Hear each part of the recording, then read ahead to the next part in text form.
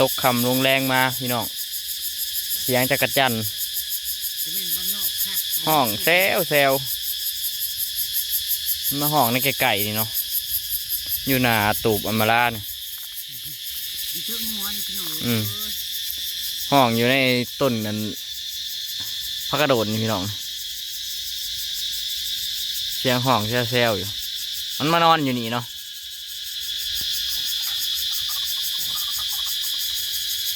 สบายดีพี่น้องสบายดีเบิดทุกคู่ทุกคนสบายดีตอนแรงพี่น้องตอนนี้ก็เป็นเวลา6:30แล้วทุกคนขึ้นมาหาอำลา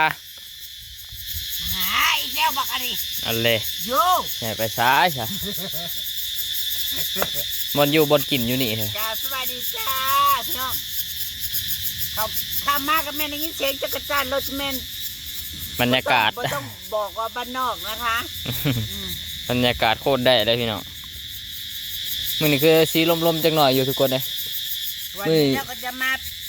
กินข้าวแล้งอยู่ที่อีกเดี๋ยวโอ้ยสิว่าได้ต้องมาได้มากินนอกบ้านนอกเรือนเอ้ยบ่ถือกับครอบครัวก็ไล่มากินอยู่พี่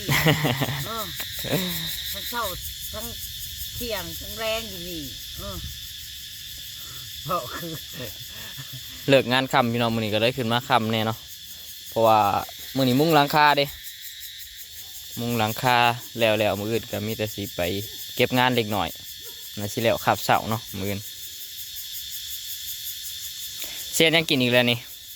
วันนี้เราจะผัดกะเพราหมูน้ำคือเห็นบอกเมื่อคืนนี่บริกินข้าวคิดเห็นแต่ผัดกะเพราจ่อยมือหิวเข่าอยู่ได้เมื่อคืนวันนี้จะผัดกะเพราอีกนะทุกคนแต่ว่าจะผัดกะเพราหมูพี่น้องแล้วกำลังซอยหมูจะกินข้าวแรงอยู่พี่อีกแล้วพี่น้องพอนักเมื่อห้องเขาไว้แล้วล่ะจ้าบรรยากาศค่อยค่ำลงแรงพี่น้องห่อนบัดมือนี่กะเนาะโอ้อากาศร้อนจัดมือนี่ขึ้นได้นี่มือนี่เสร็จมาแล้วก็จุดข้างไหนก็ห่อนเหมือนกันวะมือนี่คือว่าสีขึ้นตัวมือนี่2 มื้อบ่มือไปงานบ่มือไปเฮ็ดงานแต่ตอนแรงอีกคือเก่าที่ได้ขึ้นมาแล้วสิพาไปรีวิวบ้านอำมาลากันพี่น้องเนื่องจากว่าบ่ได้ถ่ายไปเมื่อวานนี่เนาะขึ้นมาอยู่แต่บ่ได้ถ่ายคลิปเมื่อวานนี่ก็ช่องอำมาลาถ่ายไปก็บ่มีเสียงเขาก็ลงมื้อเช้านี่บ่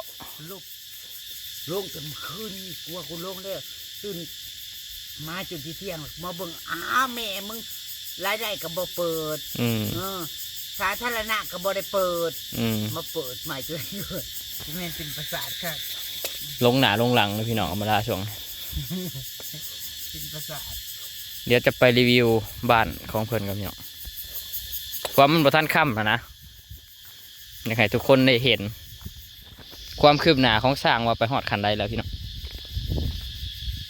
โอ้มามือนี้ห้องน้ำก่อขางแล้วเด้ห้องน้ำเพิ่นก่อขางแล้วพี่น้องสร้างเขาเจ้าก่อขางตั้งวงกบเนาะ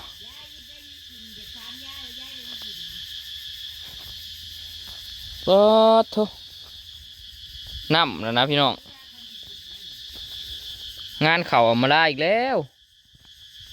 จะเป็นน้ำสางเลยวะมันซึมเข่าได้พุ่นยังไม่ทันได้ตั้งสวมเลยนี่พี่น้องแค่ของกระกอแล้วซื้อน้ำเต็มปลอเลยผมโอ้น้ำเขาเป็นจากน้องเนี่ยมันซึมมาพี่น้องถือบอลสายหนำเนาะเป็นตาสีแบบเอาเบลว่าดูดขึ้นมาใส่จากพืชนี่คือเป็นตาสีโบเบิร์ตจากเถื่อนหนำมิด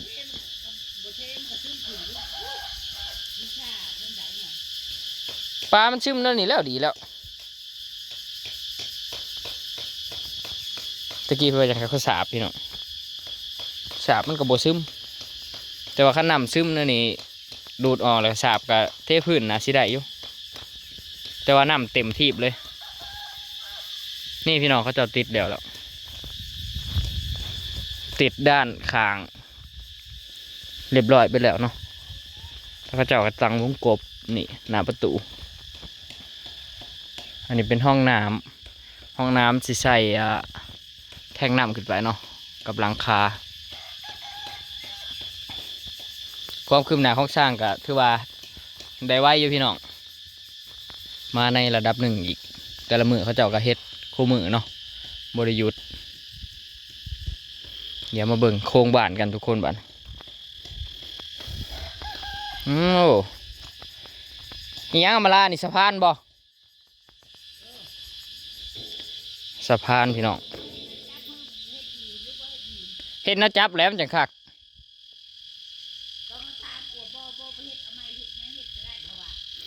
บ่เฮ็ดก็ได้แบบปูไว้เลยรถไปนั่งย้อนค้าอยู่หันน่ะแม่นเพิ่นเฮ็ดให้มันโค้งพี่น้อง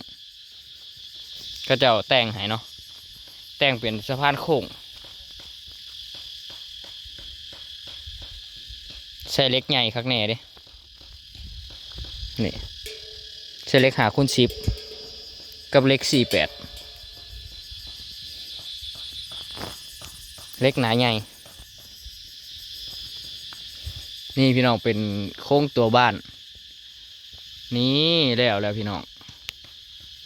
โค้งตัวบ้านเสร็จสิ้นไปแล้วทุกคน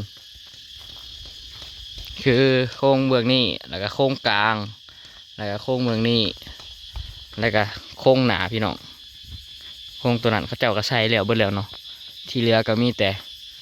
หลังคาบัดขึ้นโค้งขึ้นยังแล้วก็งามอยู่ได้ทุกคนเนาะใหญ่ตามลำดับตามแบบ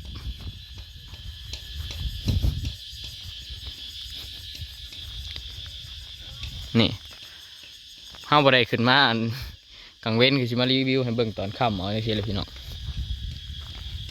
เดี๋ยวสิไปเบิ่งโค้งทางหน้าเนาะ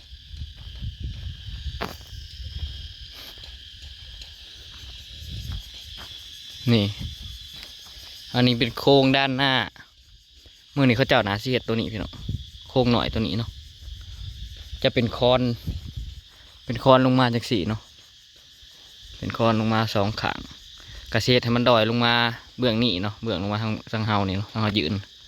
เพราะว่าน้ำสิไหลลงมาผีเด้ถ้าเฮาถอยออกมามันก็สิเห็นว่าสั้นในแบบว่าบ่หลายเนาะพี่น้องความสั้นบ่หลายโค้งหนาหน่อยๆนี่น้ำไหลได้เนาะแต่บ่ฮู้ว่าบัดมุงหลังคามาลาสิเฮ็ดแบบใดกับโค้งตัวนี้ถ้าเราได้นะเฮ็ดแบบเป็นโค้งอันนะพี่น้องเป็นรางน้ำลงมาเนาะแล้วเฮ็ดให้น้ำออกมา2ข้างนี่ข้างเสานี่เนาะ2แจเสาข้างนั้นกับแจเสาข้างนี้มันสิงามเลยให้น้ำมันลง2ข้างเลยบ่ให้มันลงด้านหน้า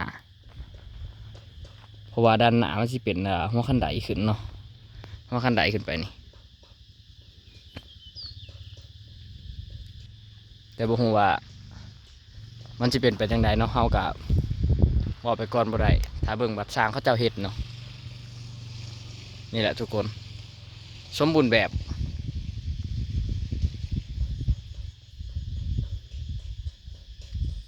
ก็ถือว่างามอยู่พี่น้องหลังใหญ่ขึ้นโค้งขึ้นยังแล้วใหญ่เนาะ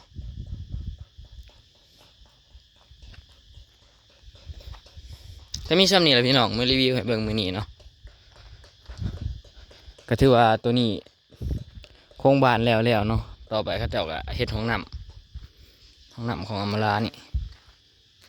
ก็สิใช้เวลาอีกหลายมื้ออยู่บล็อกเพิ่นกันนี่สร้างมาไว้เล็กก็ยัง4x4 2 เซนสร้างเขาเจ้าน่ะสิใช้สะพานนี่แหละให้บรรยากาศค่อยค่ำลงแรง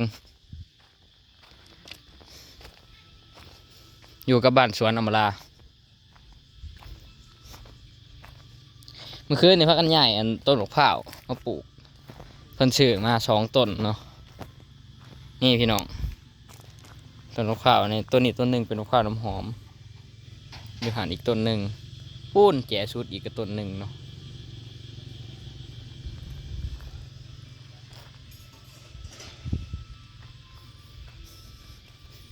นี่คือต้นมะพร้าวกำลังใหญ่ต้นมะม่วงเนาะ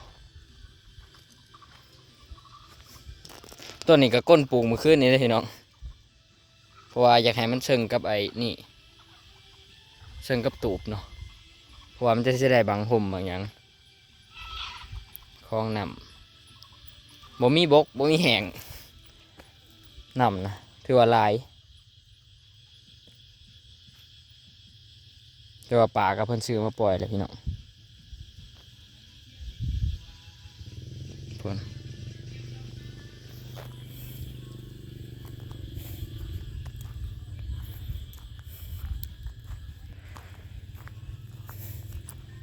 ก็สินั่งเรียนเอามาละจนเด็กเพื่อนพี่น้องกินข้าวแรงเฮ็ดอยู่เฮ็ดกินน้ำกันแล้วเพื่อนแหละอากาศเย็นๆจะสิได้กลับบ้านคือเก่าเนาะมื้อนี้ก็สิผัดกะเพราพี่น้อง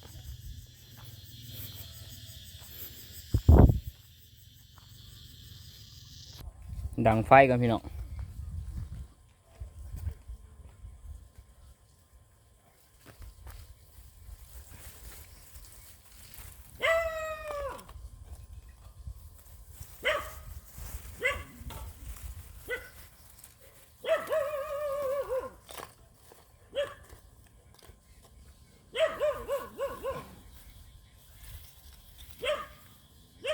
มื้อนี้สิพากันผัดกะเพราหมู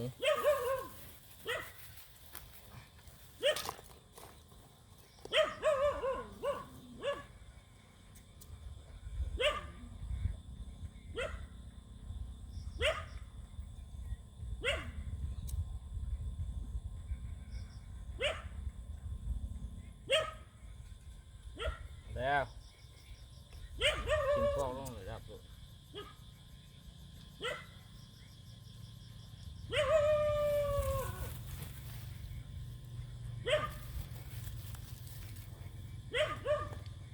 ธรรมดายังเมื่อ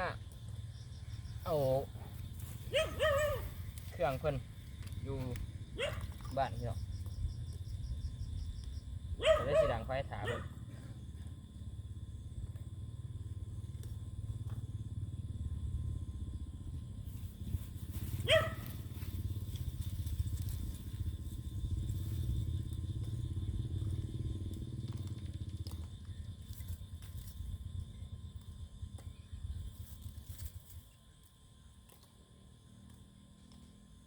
ครัวบ้านหัวมาล่านะอยู่นี่พี่น้อง